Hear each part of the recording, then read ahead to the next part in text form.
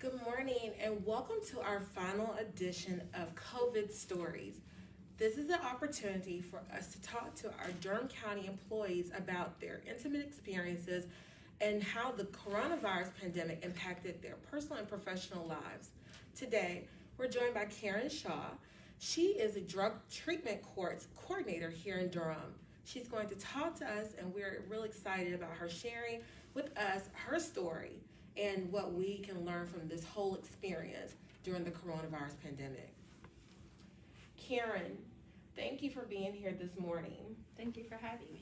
Yeah, so tell us about what do you do for the county, first of all? I am the Drug Treatment Court Coordinator. So I work for the Criminal Justice Resource Center. Drug Treatment Court is a court-supervised treatment opportunity for people who are on probation and suffering from addiction. Okay, and so during this coronavirus pandemic, things have changed so much for many of our departments. And I am curious what changes happened for how you do business with the drug treatment court. Well, Drug Treatment Court is definitely a face-to-face program. So when the pandemic hit, it was definitely hard in that we closed our doors, not necessarily as in doing no work, but we did close our doors to the public for at least, we're still closed to the public, but when we closed to the public, we were kind of at a loss with not having the opportunity or the ability to meet face to face. So for several months, for the first few months, we spent time contacting National Drug Court, contacting other treatment courts in the area to find out what everyone was doing. How are you doing this? How are you doing that? And then from there, we were able to start back gradually with the treatment components, with the other program components. Still not quite 100% face-to-face, but definitely doing things hybridly. Okay, so are you saying that before you all resumed services, you all were able to introduce a hybrid option, or was there a point where you all were bringing people back in, just like slowly trickling them in? We haven't, well, my position is unique in that I work for the Criminal Justice Resource Center, but I have an office over there, but I also have an office at the courthouse. So at the courthouse, we are bringing people in slowly, not for everything, but we are bringing them in. So for example, our clients are required to attend biweekly court sessions. We are doing our court sessions hybridly in that some people have to come to the courtroom, but some appear virtually through WebEx. Our treatment, the Criminal Justice Resource Center provides treatment to the clients, as well as we use the Freedom House. Freedom House is seeing their clients face-to-face, but CJRC is seeing their clients virtually. So we have some clients that are in person for their treatment groups, their treatment sessions, and then some clients are virtual. We do see them face-to-face for their random drug screens, but we've had to switch that around a little bit. We used to do urine drug screens on our clients. We do at minimum 2 drug screens a week for each client, but now we're doing the oral swabs to kind of keep our social distance and to be a little safe, because all of our drug screens were observed. So right now we're just doing the oral swabs, and they report to the courthouse for that.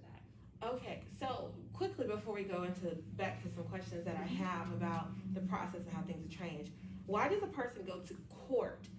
I know the name is there, Drug Treatment Court, but why do they go to court?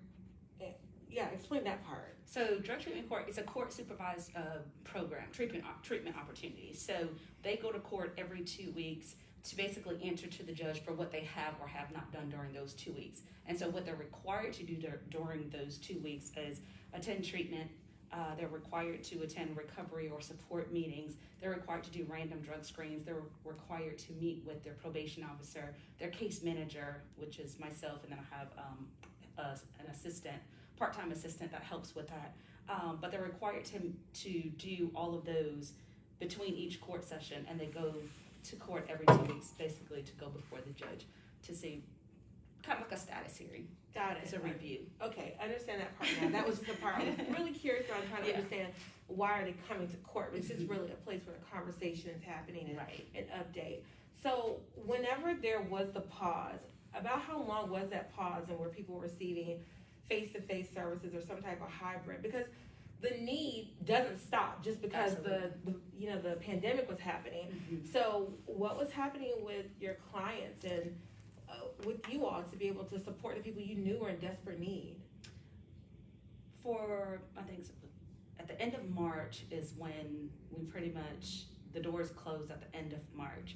So from March to June, I think that's from that time, everything was strictly virtual. We were checking in with them over the phone, through text messages, with all of the clients. Probation was still going out, but not necessarily going into the homes, but he was going out, I called them drive-bys, but just driving by, making sure that everyone was okay, seeing that if they had needs, making sure that we could meet their needs while still being safe, remaining socially distant. So we didn't come back together until June, and that's pretty much when the virtual platform was set up. They were able to start back treatment virtually. They were able to, we resumed drug screens. We started doing them, being that June, it was warm and things like that. We started doing them outside CJRC because the doors weren't open. Then once the courthouse opened, we started doing them at the courthouse. Got it. So do you have any feedback from your clients and what that experience was for them? Because I'm sure that first of all, to qualify for the drug treatment court program, you have to meet certain qualifiers, and you expressed or qualified for the need to receive the support that you're probably starting to depend on quite heavily, maybe to keep yourself on track, or other people holding you accountable for your actions. So what type of feedback were you receiving from your client base, what that time period was like for them? A few of the clients, several of them felt that because we remained in contact with them via the phone and things like that, they were okay. But the majority of our clients expressed a great concern in that they needed face-to-face. The treatment groups were not the same virtually for some people, and in those cases we were fortunate enough to have another treatment provider who was doing face-to-face treatment, or who is doing face-to-face treatment. So we were able to transition them over into that. But a lot of the clients, it was definitely very hard. And several of them, they struggle. They still, they struggle, but I think the team, we try to provide even more services for them, trying to find resources to help them through those difficult times. I mean, change is hard for a healthy person, so anyone, recovering from addiction and having to change, it was even the more harder. Yeah, just personally, I have family members who have struggled with addiction, and I'm very familiar with not drug treatment court, but Al-Anon or some other support services, or if you're in rehab or something like that. And the frequency, the consistency of those meeting opportunities and engagement with the person who is helping guide you through the process is really valuable. So I can imagine, just from experiencing with my family, how that could be disruptive or challenging.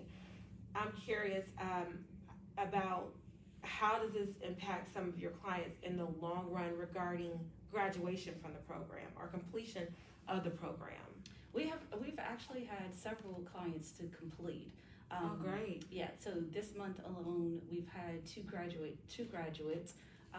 So we've had several clients from the time we, closed our doors, not really closed, but till now, we've had maybe, I'm guessing, 6 graduates. So, which is pretty good. It sounds like, a low number, but it's very good for our drug court is not a huge drug court, but for that many people to be able to finish even through or even during a pandemic, we found it to be very significant. Yeah, I mean, and I don't know, for everyone, there are triggers that are different during, the addiction process, or why people are attracted to addiction. And stress is a common one, and stress is what we've been experiencing in this pandemic. I mean, so like you said, for a healthy person, comparatively, you're already in a stressful situation, and then for someone who is dealing with this particular challenge in their lives, it can be just probably overwhelming in so many ways.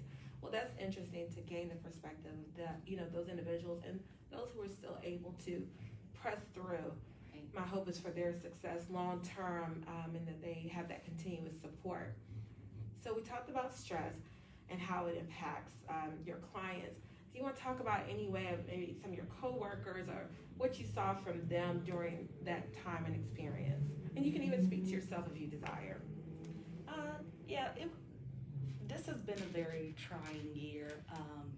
So I think personally, for me, it was an emotional, spiritual, academics, because I have 2 children who are, in school.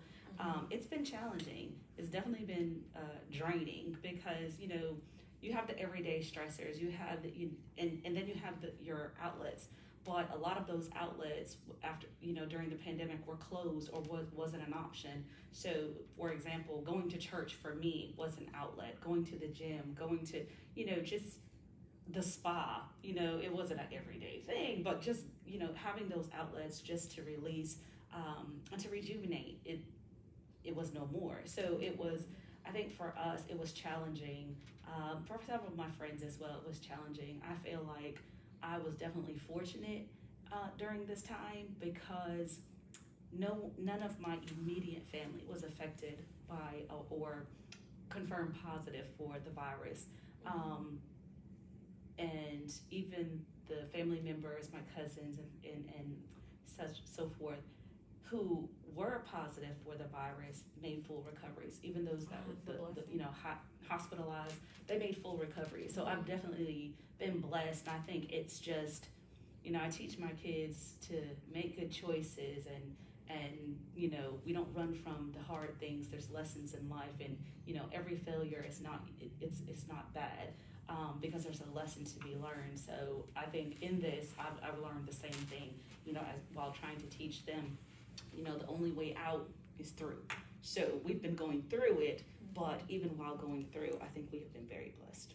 That's amazing because not everyone has that same story to share. So that is a blessing. I hope your family continues to be healthy and you as well remain healthy. Now, we talked about you and your job. I want to go back a little bit to your job before we conclude because we'll wrap up soon in this conversation, which has been insightful and personally intriguing as I share with you, to my family experiences. If a person's interested in getting involved with drug treatment court, how do they even begin to encounter you or to learn more about the opportunity? The drug treatment court office is located on the 6th floor in the Durham County Courthouse. They can, if they're already on probation, they can talk with their probation officer and the probation officer can make a referral. Or if they're facing new charges, well, they have to be on probation. They have to be eligible for probation. So if they have pending charges, they have to be, the DA has to be willing to give them probation for that particular charge. And if they are, or even if they don't know if they are, they can just ask their attorney to fill out a referral form. They can even refer themselves if they want to give our office a call or stop by. They can fill out a referral form. We'll do the screening. After we do the screening to determine whether or not they're eligible for the program, then we will contact their attorney, letting them know the status, and then they just have to wait for the court process to be completed. After they go to court, then they would be court ordered to do drug treatment court as a condition of their probation. So a person has to be involved already in the court system somehow to even be eligible or to qualify for the drug treatment court program. It's a treatment opportunity for people on probation. Got it. So instead of giving them active time, sending them to prison, they're saying we're going to give you treatment instead. Got it. Okay, yeah, I think that's a really important part that we didn't talk about in the upfront, that you have to already be involved in order to even be eligible for this. But I appreciate the highlights that you shared about how things changed for you all in the job that you were doing and how you were delivering services to those who were eligible for services and how it was impacting their individual lives. Is there anything that you want to share with us in conclusion, or your biggest takeaway from the whole coronavirus pandemic experience? I think my biggest takeaway was probably spiritually. It was just growing, and I've always been a spiritual person. I've had faith, and I pray, but I think this time around it was a test of my faith. I could have faith for anybody else. If you're going through and you need me to pray for you, oh, it was done. But then Right. getting yourself through it, it was just a lot harder. So I definitely have learned to trust God. So I think my biggest takeaway for me, it was spiritual. It was more of a spiritual growth than anything. Like I said, we've gone through it. We've definitely had to make some changes. I'm not originally from Durham, so my family is not here. I think the hardest part was not being able to, check on my parents, or, they're going through, nothing COVID related, but they're going through health issues and not being able to be with them, or, go to a doctor's appointment and things like that. So that was a struggle for me, but at the end of the day, I think spiritually we made it through. We were able to think outside the box and do things different and still overcome. So I'm grateful for that. Well, Karen, again, I'm thankful for what you share with us, and then also that you have a very positive story to share with us, because again, that's not everyone's story. And I think that the whole purpose of us having our COVID story series, a 5-part series, was to share with the community what was happening with us. I mean, our operations, many of them are mandated services, and it hasn't stopped. And we had to, keep going with the things that we were doing in order to support them. And our balance as employees is really important to us, to be able to support those that were our client and target audience. And so thank you for sharing your story and giving us more information about Drug Treatment Court. Absolutely. Thanks for having me. You're welcome. Thank you. Well, again, as I shared, this is our final episode or part of our 5-part series for COVID Stories. Thank you so much for following us. We encourage you to look at our other 4 stories that we featured during this month, which is highlighted during National County Government Month. Every April, counties across America recognize National County Government Month and celebrate our programs and services. So this is just a special and very timely discussion to take place for COVID Stories. So we hope that you enjoyed this series. We hope that you gain information and knowledge about our programs and services, and then also gain an additional insight and look at how it actually is impacting individual lives and the people that we serve. Thank you so much, and have a wonderful rest of this month, National County Government Month.